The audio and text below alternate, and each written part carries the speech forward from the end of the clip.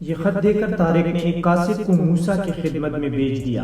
جب قاصد روانہ ہو گیا تب انہوں نے مسلمانوں کو بلا کر ان سے مشورہ لیا کہ اب کس طرف کوچ کرنا چاہیے۔ مسلمان اس ملک سے بالکل ہی ناواقف تھے، وہ نہیں جانتے تھے کہ کس طرف انہیں کوچ کرنا چاہیے۔ اماماً لشکر کے ساتھ تھا، طارق نے اسی بھی بلا لیا تھا۔ جب سب جمع ہو گئے تو طارق نے کہا، خدا کا ہزار ہزار شکر و احسان ہے کہ اس نے عظیم الشان فتح عطا فرمائی۔ اب یہ مشورہ دو کہ ہمیں کیا کرنا چاہیے۔ آیا اسی جگہ ٹھہر کر وائسرائے کی ہدایات کا انتظار کرنا چاہیے یا آگے بڑھنا مناسب ہے؟ مغیث الرومی نے کہا، ایسی زبردست کامیابی اور فتح کے بعد اسی جگہ ٹھہرے رہنا اس کے اثر کو عیسائیوں کے دلوں سے زائل کرنا ہے۔ میری رائے میں ہمیں بغیر کسی تاخیر کی پیش قدمی کرنی چاہیے۔ زید، ہدایاتوں کے انتظار میں یہاں پڑے رہنا تو بڑی غلطی ہوگی۔ عیسائی لشکر کی کچھ تعداد بھاگ گئی ہے، ان کے ساتھ افسر بھی ہوں گے اور وہ نئے سرے سے اپنی تنظیم کر کے مقابلے کی تیاریاں کریں گے۔ اگر ہم یہاں رکے رہے تو انہیں اس لیے موقع مل جائے گا اور اس سے ہماری مشکلات بڑھ جائیں گی۔ بہتر یہی ہے کہ ہم آگے کوچ کریں۔ طاہر، حقیقت یہ ہے کہ اگر ہم نے عیسائیوں کا تعاقب جاری رکھا تو ان کے کہیں بھی قدم نہ جم سکیں گے اور انشاءاللہ ہم شہروں پر شہر فتح کرتے چلے جائیں گے۔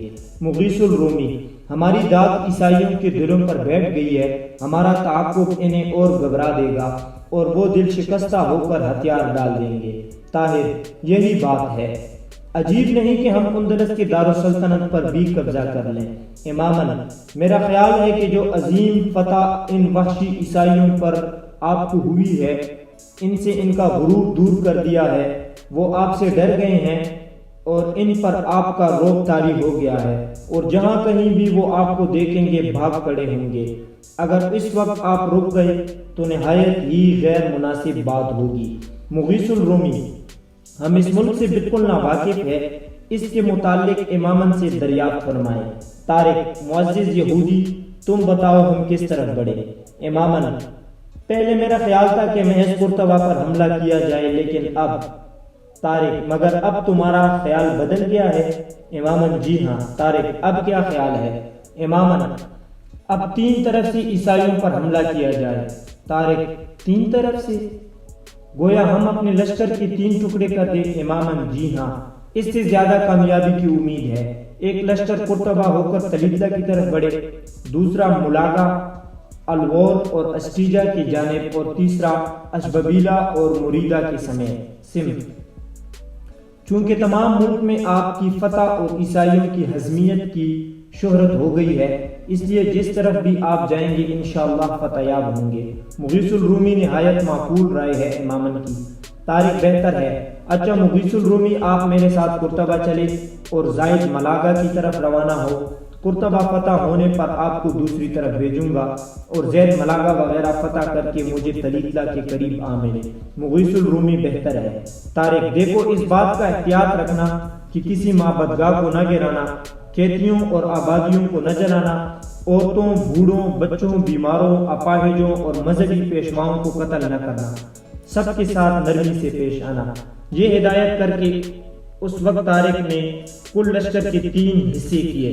ایک حصہ زید کو دے کر ملاگا کی طرف چلتا کر دیا اور 2 حصے خود اپنے ساتھ لے کر اسی روز قرطبہ کی طرف روانہ ہو گئے۔ اسماعیل پتھر پر بیٹھ کر ہجوم افکار میں کھو گئے۔ وہ دیر تک عالم حیرت و استغراق میں بیٹھے رہے اور سوچتے رہے، بلقیس کہاں چلی گئی؟ کون اسے لے گیا ہے؟ اس میں خود چلنے کی سکت کہاں کی؟ ضرور کوئی حریف آ گیا۔ آہ، میں نے یہ حماقت کی، کیوں اسے تنہا چھوڑا، کیوں اس سے غافل ہوا؟ اگر وہ دشمنوں کے پنجے میں پھنس گئی تو اس کا جملہ تعاقب کا موجب میں ہوں، مگر نہیں، اس چٹان پر کوئی انسان نظر ہی نہیں آیا۔ میرے خیال میں اگر انسان یہاں آتا تو وہ سنترے جو چٹان کے تہ میں پڑے ہوئے چمک رہے ہیں یہاں باقی نہ رہ جاتے۔ وہ ضرور قیمتی پتھر ہے اور انسان انہیں لے جاتے، لیکن اگر کوئی اسے لے نہیں گیا تو… اس قسم کے روح فرسا خیالات آندھی کی طرح آ کر گزر رہے تھے۔ کچھ دیر کے بعد وہ اٹھے اور انہوں نے اس پتھر کو جس پر وہ بیٹھ گئے تھے غور سے دیکھا، یہ دیکھنے اور پہچاننے کے لیے کہ آیا وہ یہی پتھر ہے جس پر بلقیس پڑی تھی۔ انہوں نے چاہا کہ اپنے دل کو یہ فریب دے لے کہ یہ پتھر وہ نہیں جس پر بلقیس آرام کر رہی تھی، مگر جو شناخت کے لیے وہ ذہن نشین کر گئے تھے وہ سب موجود تھے، اور اس لیے وہ اپنے نفس یا دل کو فریب نہیں دے سکتے تھے۔ پھر بھی انہوں نے مزید اطمینان کے لیے اس چٹان اور پتھر کا طواف کرنا شروع کر دیا، ہر نشان کو غور سے دیکھا اور پہچانا۔ پتھر وہی تھا، چٹان وہی تھی، سب چیزیں وہی تھی، مگر ایک بلقیس وہاں نہ تھی۔ اور کچھ دیر اور اس لیے وہاں بیٹھے رہے کہ شاید بلقیس اٹھ کر انہیں تلاش کرنے گئی ہو اور آ جائے، لیکن جوں جوں وقت گزرتا رہا ان کی یہ امید ممحوم ہوتی ٹوٹتی رہی۔ آخر وہ انتظار کرتے کرتے تھک گئے اور تنگ آ کر اٹھ کھڑے ہوئے، چند قدم چل کر پھر لوٹے اور پتھر کو دیکھا، یہ مزید اطمینان کرنے کے لیے کہ یہ پتھر اور یہ جگہ وہی ہے یا انہیں مغالطہ ہو رہا ہے، حالانکہ پہلے بھی کئی بار دیکھ چکے تھے، اطمینان کر چکے تھے، مگر انسان جب کسی چیز کو کہیں بھول جاتا ہے تو ایک جگہ کو کئی مرتبہ دیکھتا ہے۔ اسی طرح انہوں نے پلٹ کر پتھر کو دیکھا، پھر خوب اطمینان کر لیا کہ جگہ وہی ہے۔ اب افسردہ خاطر ہو کر بڑھے، انہوں نے ایک اونچے پتھر پر کھڑے ہو کر ادھر ادھر دیکھا، بڑے غور اور بڑی یکسوئی سے، لیکن بلقیس کہیں نظر نہ آئی۔ ہاں، اونچے نیچے پتھر، چھوٹے بڑے چٹانیں اور بلند و بالا درخت ہر طرف سے موجود تھے۔ انہوں نے آواز دی، بلقیس، بلقیس۔ جب وہ خاموش ہوئے تو دیر تک آواز آتی رہی، بلقیس، بلقیس۔ یہ آواز باز گشت کی جو پتھروں اور چٹانوں سے ٹکرا کر بلند ہوئی اور پھر اس طرف چلی جس طرف سے آئی تھی، لیکن کچھ دور چل کر رک گئے، اس خیال سے کہ اس طرف سے ہی تو وہ آئے تھے، اگر بلقیس خود اس کی طرف جاتی یا کوئی اور اسے لے جاتا تو وہ ضرور دیکھ لیتے، یہ بلقیس نہیں، یا بلقیس انہیں دیکھ لی تھی۔ یہ ناممکن تھا کہ وہ اس طرف سے گزرتی اور دونوں میں سے کوئی بھی ایک دوسرے کو نہ دیکھتا۔ وہ لوٹ کر اس کی طرف روانہ ہوئے، کبھی کبھی کسی چٹان یا درخت پر چڑھ کر دیکھتے اور اسے پکارتے۔ خود انہوں نے بھی کئی روز سے پانی نہیں پیا تھا، انہیں بھی پیاس محسوس ہو رہی تھی، اور اب یہ پیاس اس وجہ سے اور بھی زیادہ بھڑک اٹھی تھی کہ وہ بلقیس کو تلاش کرنے کی وجہ سے دوڑتے پھر رہے تھے، مگر پیاس اور فکر و آلام کا غلبہ تھا، اور اس لیے وہ پیاس کی چندان پرواہ نہ کرتے ہوئے برابر بڑھتے چلے جا رہے تھے۔ وہ ہر غار میں جھانک کر دیکھتے، ہر موٹی چٹان کے پیچھے اور ادھر ادھر نظر ڈالتے، آوازیں دیتے اور چلے جاتے۔ کچھ دور چل کر وہ ایک ایسی جگہ پہنچے جس کے دونوں طرف 15-20 فٹ اونچی ڈھلوان چٹانیں اٹھی چلی گئی تھی، اور ان چٹانوں کے بیچ میں ایک درہ بن گیا تھا۔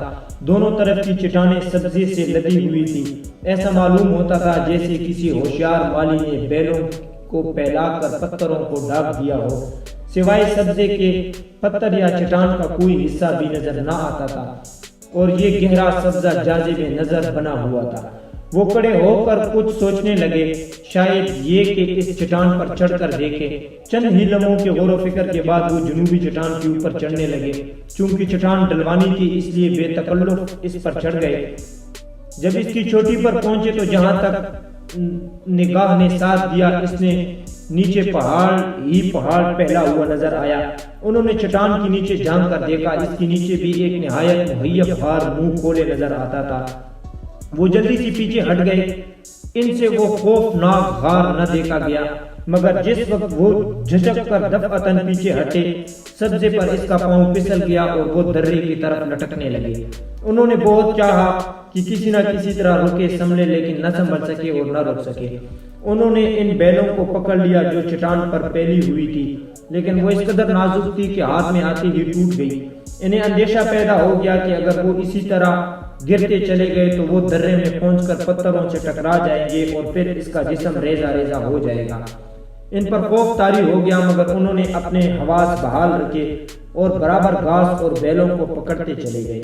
اتفاق سے ایک چٹان کی گکڑ اس کے ہاتھ میں آ گئی اور اسے پکڑ کر سنبھل گئے، مگر ابھی اچھی طرح سنبھلے بھی نہ پائے تھے کہ نہایت زور سے تراٹے کی آواز آئی، اور جس چٹان کو انہوں نے پکڑ رکھا تھا وہ اس کے بوجھ کی نیچے کی طرف سے کھسکنے لگی۔ اب جو انہوں نے نظر اٹھا کر دیکھا تو انہیں پہاڑ کا پہاڑ اپنے اوپر گرتا نظر آیا۔ جس چٹان کو وہ پکڑے ہوئے تھے وہ اپنی جگہ سے اکڑ کر اس کے اوپر گرنے لگی تھی۔ وہ سہم گئے کیونکہ اب ان کی موت کا کوئی شیبہ باقی نہ رہا تھا۔ چٹان دور تک اکڑ گئی تھی اور وہ بڑے شور کے ساتھ انہیں پیس ڈالنے کے لیے چل پڑی تھی۔ وہ سمجھ گئے کہ اس وقت ایک لمحہ بھی ضائع کرنا موت کو دعوت دینا ہے، چنانچہ وہ بغیر یہ خیال کیے کہ اس کا نتیجہ کیا ہوگا چٹان کے اوپر غرق کی طرف بھاگے۔ خدا نے ان کی مدد کی، وہ تیز دوڑے اور اس چٹان کی نیچے سے نکل گئے جو انہیں کچل ڈالنے کے لیے آ رہی تھی۔ چٹان برابر لٹکتی جا رہی تھی۔ وہ کچھ دور بھاگ کر چٹان پر لیٹ گئے۔ تھوڑی ہی دیر میں وہ نہایت زوردار دھماکہ ہوا اور انہوں نے سر اٹھا کر دیکھا تو چٹان درے میں جا پڑی تھی۔ انہیں تعجب ہوا کہ ذرا سا سہارا نہ لینے سے چٹان کیوں اکھڑی، اور وہ یہ دیکھنے کا اشتیاق پیدا ہوا کہ جس جگہ سے چٹان اکھڑی ہے وہاں کیا پیدا ہو گیا ہے۔ تھوڑی دیر دم لے کر وہ اٹھے اور باوجود یکے چٹان پر چڑھے نے سے ایک مرتبہ خطرے میں پھنس گئے تھے، پھر اوپر چڑھنے لگے نہایت اطمینان سے اور سنبھل کر۔ جب وہ اس جگہ پہنچے جہاں سے چٹان اکھڑی تھی تو انہوں نے جھانک کر دیکھا، وہاں انہیں سفید چمکتے ہوئے پتھر نظر آئے۔ وہ چاندی کی طرح سفید تھے۔ انہوں نے غور سے دیکھا۔ دیر تک دیکھنے کے بعد انہوں نے یہ یقین کر لیا کہ وہ چاندی ہے، لاکھوں اور کروڑوں روپے کی مالیت کی خام چاندی۔ یہ دیکھ کر ان کا دل فرح مسرت سے لبریز ہو گیا۔ ایک ہی دن میں قدرت نے دو خزانے دکھائے تھے، ایک جواہرات کی قسم کے پتھروں کا اور دوسرا چاندی کا، مگر ان تمام چیزوں کی بیش قیمت اس کے لیے بلقیس تھی اور وہ وہی نمینی تھی۔ اب وہ آہستہ آہستہ چٹان سے نیچے اترے اور درے میں آ کر چلنے لگے۔ چونکہ آفتاب غروب ہونے کے قریب پہنچ گیا تھا اس لیے وہ نہایت تیزی سے چلے۔ کچھ دور چل کر ایک درے ایک چٹان کے سامنے آ جانے سے بند ہو گیا تھا اور اس میں شمال کی طرف ایک عجیب دروازہ سا بنا ہوا تھا، گویا دو چٹانیں یہاں آ کر ملی تھی اور ان دونوں کے درمیان میں کچھ جوف رہ گیا تھا اور وہ اتنا بڑا تھا کہ عالی شان دروازہ معلوم ہوتا تھا۔ وہ اس دروازے کے اندر گھس گئے۔ کچھ دور تو ننگی چٹانیں چلتی گئی اور سیاہ بھگورے رنگ کے پتھر نظر آتے رہے، مگر ان کے اختتام پر ایک نہایت دل فریب وادی نظر آئی جو اپنے دامن میں گلہائے رنگا رنگ کے تختے لیے ہوئے تھے۔ پھول نہایت ہی خوبصورت، خوشبودار اور دل آویز تھے۔ وہ انہیں دیکھتے رہے۔ کچھ ہی دور چلے تھے کہ ایک چیخ کی آواز آئی۔ وہ ٹٹکے اور پھر فوراً ہی اس طرف جھپکے جس طرف سے آواز آئی تھی۔ دوستو یہ تھی آج کے ایپیسوڈ۔ امید کرتا ہوں آپ کو پسند آئی ہوگی۔ جانے سے پہلے گزارش ہے کہ ویڈیو کو لائک کریں، چینل کو سبسکرائب کریں، بیل نوٹیفیکیشن کو دبائیں تاکہ آپ کو ہر وقت اپڈیٹ ملتی رہے۔